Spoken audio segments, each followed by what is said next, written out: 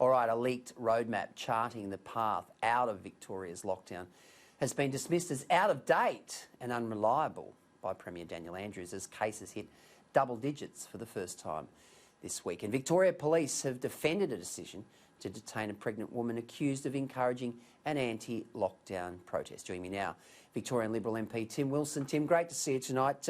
Let's unpack what's going on in Victoria. This roadmap that the Premier says is out of date was in today's Herald Sun. It indicated that Victorian restrictions would be the first to be eased as part of Sunday's roadmap.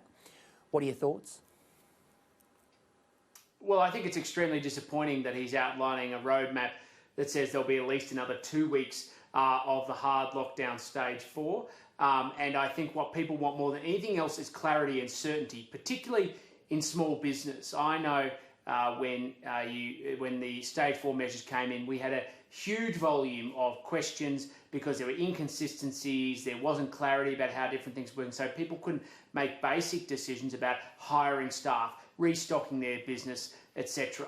And so I think he needs to provide a much clearer sense of clarity for Victorian small businesses as well as households coming this Sunday, because I think that's what people are desperately looking for. And they're looking, frankly, for hope, because people don't want to be told we're going from stage 4 to stage 3, only back to stage 4.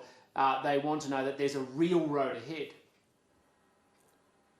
Well, Tim, the biggest COVID story in the country in the last 24 hours has been a woman in Ballarat who was supposedly inciting some sort of rally. She was arrested by police. It's gone crazy. It's a big, big story. But, of course, the Premier's not across it. He says he hasn't seen it, doesn't know anything about it, so he didn't really comment on it today. What did you make of...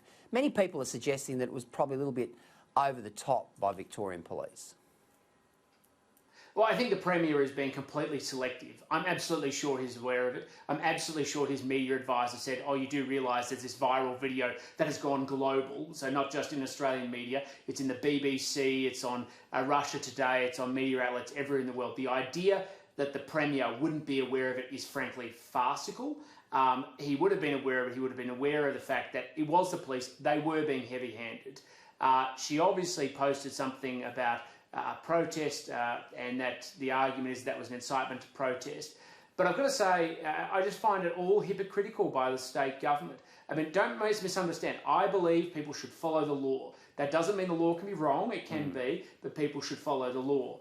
But we had the Black Lives Matter protest, 10,000 people hit the streets. Daniel Andrews did nothing. He barely even condemned it. And then since then, we've had protests in Broadmeadows of people saying we're sick of the lockdowns. They got arrested. We've now had this woman inciting a protest, also getting arrested. There's clearly one rule for Dan Andrews' mates and his supporters, and a different one for the rest of us and the rest of the Victorian population. Now, Tim, I know you're a proud Victorian, and as such, one of your religions is the AFL, is Aussie rules. But I think one of the great symbolisms to come out of this particular pandemic is the fact that Victoria has lost its prized AFL Grand Final, and it's coming, of course, to Brisbane on October 24. I guess there will be a lot of people in Victoria. The first time in 121 years it'll be held outside Victoria. I think that in many ways, the symbolism of that suggests to me that Daniel Andrews has lost the fight against this particular virus. Well, truthfully, it's a complete kick in the guts for Victoria to lose the grand final. You know, it's a national sport. We know that. We're proud of the fact that the footy code that was invented in Melbourne took the nation. But it's always been part of our tradition that the grand final is in Melbourne. We even have a public holiday. I mean, I think the public holiday is a bit odd, but that's separate. And to see us lose it under this Premier and under this government because of COVID-19 and their mishandling of the situation is a real kick in the guts for Victorians, because it's, of course, set a precedent that can be easily replicated. Now I wish Brisbane well. I hope they have a fantastic grand final. But the dent in our pride as a state is extraordinary, and it's a consequence. It has a huge consequence in terms of the pride I think we'll have into the future, sadly. Tim, just before we go, we've got National Cabinet tomorrow. I sense the Prime Minister is fast running out of patience with state and territory leaders when it comes to borders. There's a lot of criticism going around certainly in Queensland and I'm sure in WA, about this hard border stance by their leaders. But of course, we know why they're doing it, because they've got polling which suggests that it's incredibly popular. What are your thoughts? Well, I think it's complete false comfort for people in those states. At some point, we're going to have to come together as a nation and manage the realities, because they're not just locking themselves off other states, they're locking themselves off other countries. And I think the Prime Minister, my interpretation is that he is frustrated.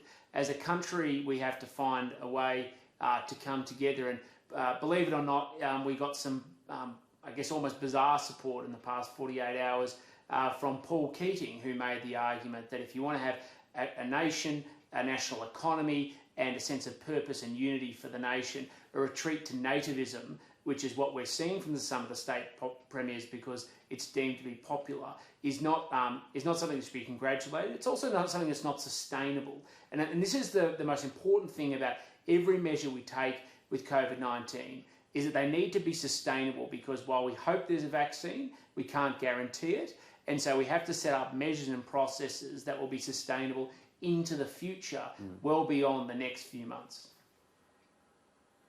Tim Wilson, it's always great to see you on Sky News across Australia. Thanks for joining us. Thanks for having me, Peter.